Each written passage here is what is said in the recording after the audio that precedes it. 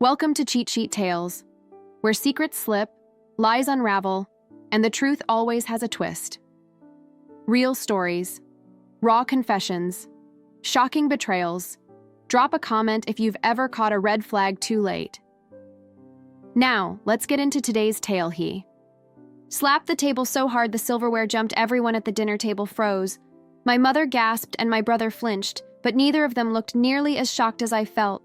My dad's eyes were burning into me like I just committed the ultimate betrayal. His voice thundered across the room. After everything we've done for you, you won't help your own brother? The worst part wasn't the noise or the anger. It was the silence that followed, the way my mom dropped her eyes to her plate, the way my brother leaned back, smug like he knew I'd cave under pressure, and the way my dad stared at me, disappointed. As if I wasn't the daughter he raised, all I did was say one word. No, I wasn't rude.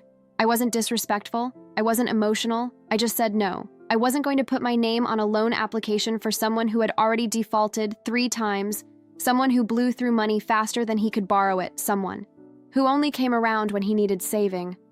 My brother, this was supposed to be Christmas dinner. It was supposed to be peaceful instead. It turned into an ambush, a setup I didn't see coming. I had no idea they'd bring it up at the table, no warning, no heads up, just a polite smile. And then boom. So your brother needs help with a loan. He's working hard to turn his life around. My mom had started gently. He just needs a cosigner. Dad added, a little signature from you, that's all. A little signature on $82,000. I could already feel the trap closing around me, and when I calmly declined, that's when the slap came. What they didn't know was this. I had already done the math. I had looked at his credit history. I knew what would happen to my own credit score if he failed again. Which, let's be honest, he would, and I knew something. Else they clearly forgot I wasn't 17 anymore. So no, I wasn't going to be their backup plan. And that's when I realized they didn't just want my help, they expected my sacrifice. Didn't say a word after my dad's outburst. I just excused myself from the table, took my plate, and walked to the kitchen. My hands were shaking, my chest was tight. Not because I felt guilty, but because I finally saw them for who they were. This wasn't about a loan. This was about control, about expectations they had layered on me for years. And now that I was old enough to say no, it felt like a betrayal to them. But it wasn't always like this, at least. I didn't always see it this way growing up. I was the reliable one, the kid who cleaned her room without being told, the one who brought home straight A's, and never needed bailing out. I wasn't flashy or wild, or particularly needy. I just did what I was supposed to do, and for a long time. I thought that was enough. My brother Derek was the opposite, loud, reckless magnatiche, got into fights at school, snuck out at night, and failed classes like it was a hobby, but he was charming. And somehow that made everything forgivable in my parents. She totaled 2 cars before he turned 21. One of them my parents co-signed for. He maxed out 3 credit cards and ended up in collections more than once, and every single time, they bailed him out financially, emotionally, legally. They'd tell me things like, he's still figuring it out. Or, not everyone has your sense of responsibility. And for a while, I believed them. I thought maybe I was just naturally better at keeping it together. But that Christmas dinner changed everything. It wasn't just the slap on the table. It was the way they looked at me like I was being cold-hearted. For not willingly tying myself to another one of Derek's disasters, like it was my duty to be the net they could fall into that night. I couldn't sleep.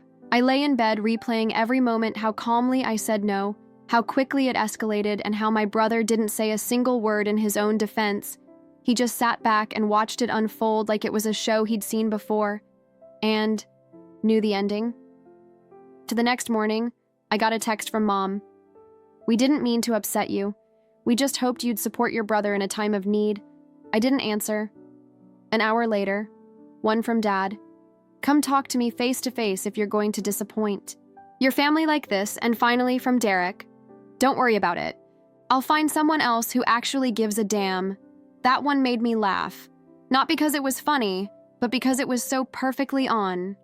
Brand Derek had always played the victim when things went south. It was never his fault. It was the world, or the system, or me. I sat there staring at my phone and thought, what if I had said yes?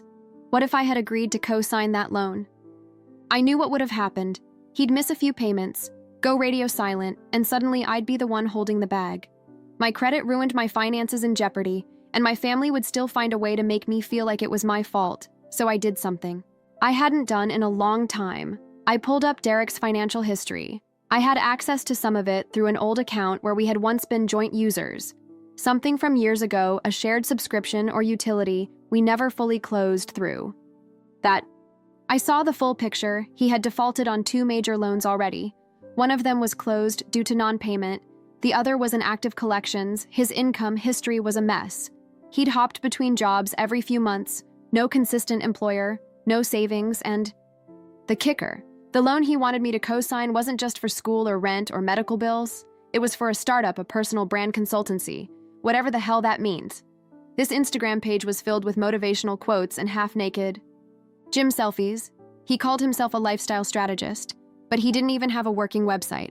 Nearly threw my laptop across the room. I wasn't going to be the foundation for his fantasy life, not anymore. I started researching how co-signing works legally, what obligations I would face, what legal protections I wouldn't have if things went wrong. And the more I read, the angrier I got. Not at Derek, but at myself. Because deep down, I had known all this. I just hadn't allowed myself to admit it. I was raised to believe that family comes first, that no matter what, you stick by your blood. But what they never said was that sometimes, family will bleed you dry if you let them. 2 days later, I called a financial advisor and a lawyer. I needed to know what my options were, not just for this loan, but for future protection. Could they open accounts in my name? Could they forge consent and drag me into messes I didn't agree to? The lawyer confirmed my worst fear. Yes, it had happened to people before, especially within families. A forged signature here, an accidental mix-up there, and boom, you're suddenly liable for someone else's debt. So I did something else. I froze my credit.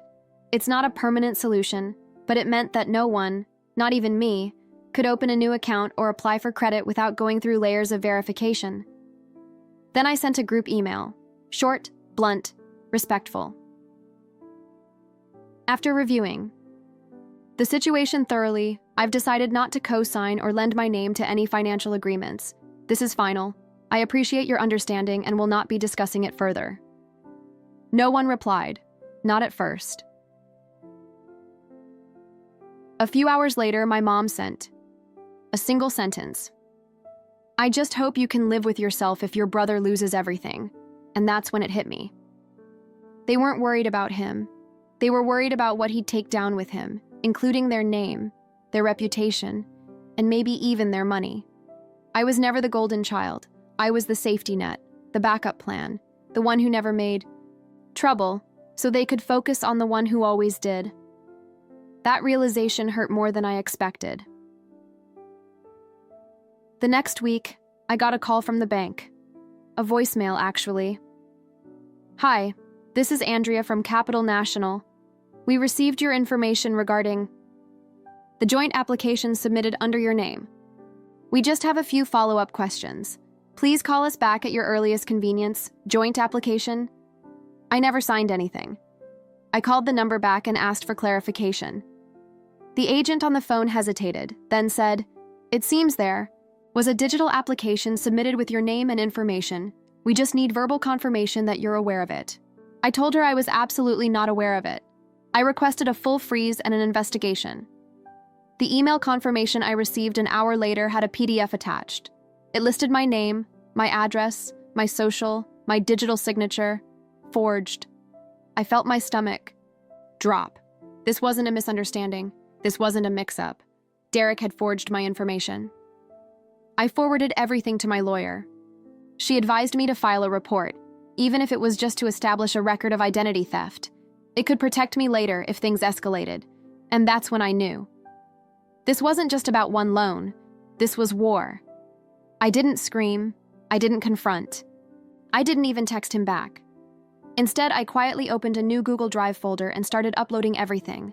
The forged signature, the emails, the voicemail from the bank, the PDF showing my name on a loan I never authorized. I labeled the folder insurance, and I wasn't being metaphorical, because if there's one thing I'd learned from years of being the quiet, reliable daughter, it's that no one listens to your side of the story until you can prove it. So I decided I would prove everything. The first thing I did was get an official credit report. wanted a time-stamped record showing exactly what was happening in real time. My frozen status, the unauthorized application, and the trail Derek had left behind trying to sneak through my financial life. Then I filed an official police report. Not to press charges, not yet, but to create a record of identity theft. My lawyer strongly advised this step. It gave me standing in case Derek tried to move forward with anything using my name again. It also sent a very clear message. I know what you did. I have proof, and I'm protecting myself. After that, I reached out to the bank again. I requested a written acknowledgement that the application was under investigation and that I had officially disputed it. They complied. I added that to the folder. Everything went into that folder. Screen recordings, timestamps, even the original Christmas dinner email chain where my parents first brought up the loan. I wasn't taking any chances. And then, I went silent.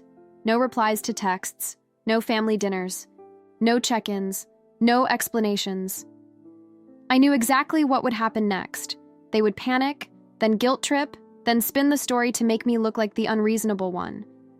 And that's exactly what they did. A week later, my aunt texted me out of the blue. Your mom says, "You've cut everyone off. She's worried. Is everything okay?"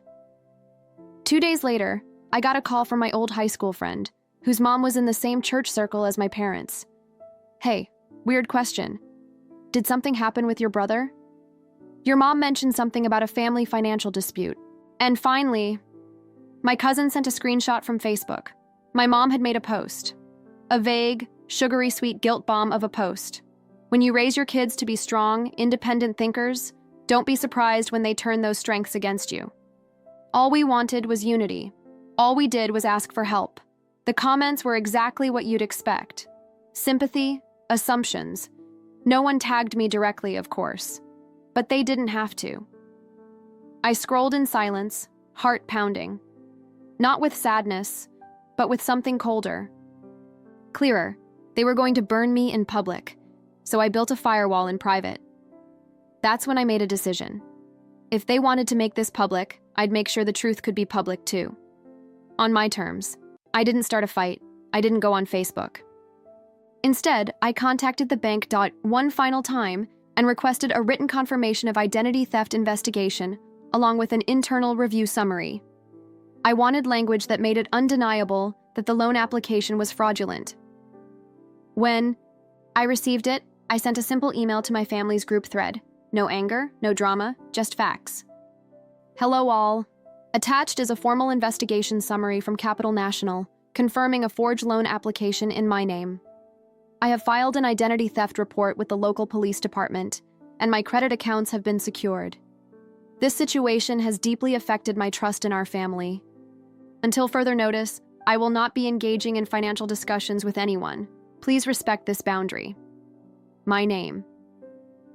The silence after that was louder than any table slap, but then came the most unexpected twist of all.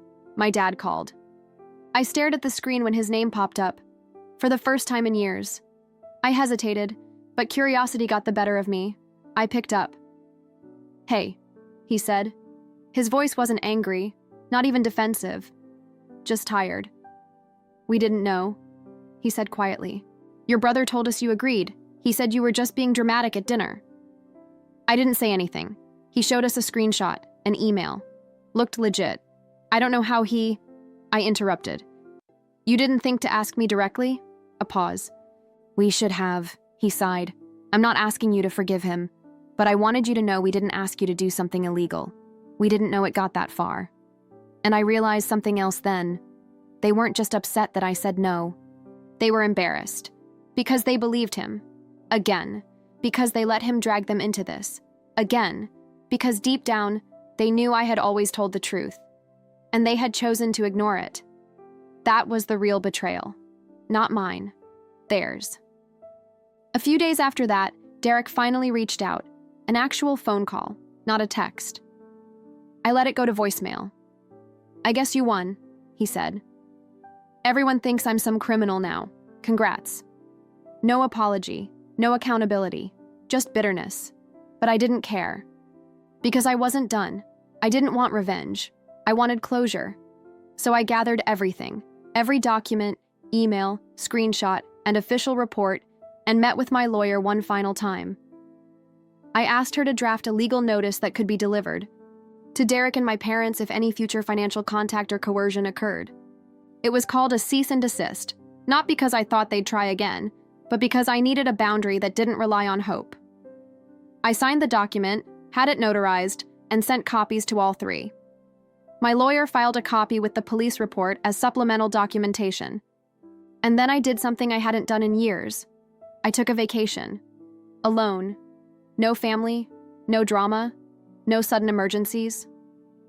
I turned off my phone, walked along the Oregon coast, and finally breathed, without bracing myself for the next guilt trip. When I got back, I checked my email. No new messages from any of them, but I did see something that made me stop in my tracks. Derek's business website, the personal brand consultancy, was down. His Instagram was deactivated. A few mutual acquaintances had quietly unfollowed him. It didn't take much imagination to figure out what happened. My silence had made more noise than their drama ever could. And the best part? I never once raised my voice. It's been 7 months since that Christmas dinner. 7 months since the slap on the table. Since the accusations. Since the fake loan application. Since I decided to stop being the glue for a family that only saw me as useful when I was silent. I wish I could say things returned to normal. But they didn't. They shifted. Permanently. For the first few weeks, everything felt heavy. Not because I doubted my decision, I didn't, but because I was grieving something I hadn't realized was already gone. The illusion that my family would protect me the way I protected them. Derek never reached out again after his voicemail. He didn't apologize. He didn't try to fix anything. He just disappeared. At least from my life. I heard through a third cousin that he tried to apply for another loan and got denied. He moved back in with some friends and was trying to reinvent himself. Again. Typical. My parents kept their distance. There were no birthday calls, no texts, no attempts to check in. They'd been embarrassed, yes, but also exposed. I think they realized, probably for the first time, that I wasn't going to absorb their discomfort anymore. That they couldn't manipulate me with guilt or tradition or shame.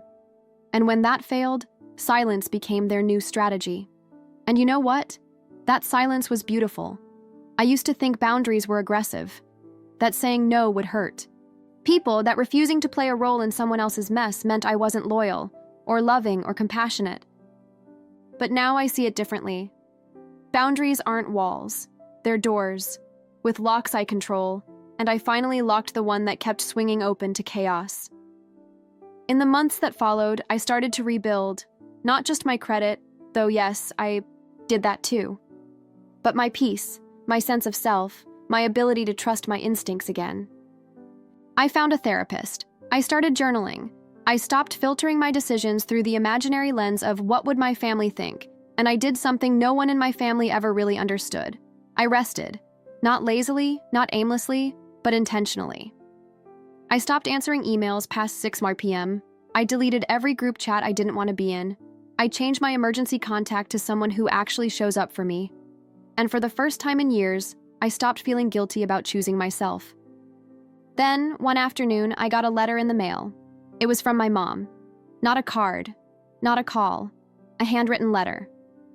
The envelope was thin. I stared at it for a long time before opening it. Part of me expected another plea, a justification summed thinly, veiled attempt to reset things without ever acknowledging what happened. But what I read was different. Asterisk, you've read your email 100 times. I printed it out and carried it around with me for weeks. I didn't want to believe Derek could do something like that. But deep down, I think I always knew. We didn't protect you, and I'm sorry. Not just for this, but for years of making you feel like the responsible one was also the disposable one. I don't expect forgiveness. I just wanted you to know. I see. It now, there was no signature. Just Momi didn't cry. I didn't rush to reply. I folded the letter and put it in a drawer. Maybe someday I'll respond. Maybe I won't. Because healing isn't about going backward. It's about standing still long enough to see where you really are and then choosing consciously where to step next. As for Derek, I don't think he'll ever apologize. People like him rarely do. They live in a world where consequences are always someone else's fault. But that's not my world anymore. These days when people ask about my family, I don't lie. I don't sugarcoat it, just say, we're not close. I wish them well, but I'm protecting my peace. Sometimes they nod in understanding. Sometimes they ask more. And sometimes I can see it in their eyes. They're still trapped in their own version of that story, still carrying the weight of being the good one to them, I say. You don't owe anyone your peace. You don't owe anyone your silence. And you are allowed to walk away from people who keep breaking you, just because you've always been the one who holds it all together. I didn't burn the bridge. I just stopped crossing. And honestly, the view from here is better than I ever imagined. If there's one thing I've learned from everything that happened, it's this. Sometimes the people who love you the most also hurt you the deepest, and not always out of malice sometimes. Out of habit, expectation, or denial. But damage is still damage no matter how it's packaged. When you grow up being the responsible one, you're handed a quiet burden, the unspoken agreement that you will sacrifice, bend, and absorb so others can be loud. Reckless or careless, you're expected to keep things together, to smooth over messes, to never say, this is too much. But that's not love, that's imbalance, and imbalance, when left unchecked, becomes exploitation. For years I thought love meant staying, meant compromising, meant saying yes, when every cell in my body screamed, no. I thought keeping the peace meant keeping the family, but real peace isn't quiet compliance. It's active protection of your energy, your boundaries, and your values. Saying no to my brother's loan wasn't just about money. It was about reclaiming my voice. It was about telling my family, you do not get to use me. And when they punished me with silence, guilt, and public shame, I finally saw the truth. Love that demands your silence is not love at all. It's fear dressed up as family. I learned that people will try to rewrite the narrative when you step out of their expectations. They'll call you selfish, cold, ungrateful, especially if you've been the dependable one all your life. But listen closely. Those words aren't about you, they're about control. They're the echo of people losing access to a version of you that served them. You are not selfish for protecting your boundaries. You are not cruel for refusing to enable someone's dysfunction. You are not broken for choosing peace over chaos. The world doesn't reward quiet strength. It doesn't hand out medals for saying no, but it does offer something better. Clarity. And that clarity is what frees you. Clarity that says, I can love someone and still refuse to save them. I can forgive, but I don't have to forget. I can walk away and still wish you. Well, most importantly, I've learned this. Family is not just the people who raised you. It's not just shared DNA or holiday traditions. Family is who shows up for you without expectation, who respects your no as much as your yes, who doesn't just want you in their life, but values the way you live yours. You do not owe your peace to people who demand your silence. You do not have to earn love by erasing your needs, and you are allowed to grow beyond the version of yourself. Your family is most comfortable. Within the end, standing up for myself didn't shatter my family. It simply revealed where the cracks already were. And once I stopped taping them over, I found something extraordinary. Not loneliness, not regret, but freedom, peace, and a life no longer lived in fear of being called the bad one for finally doing what was right for me.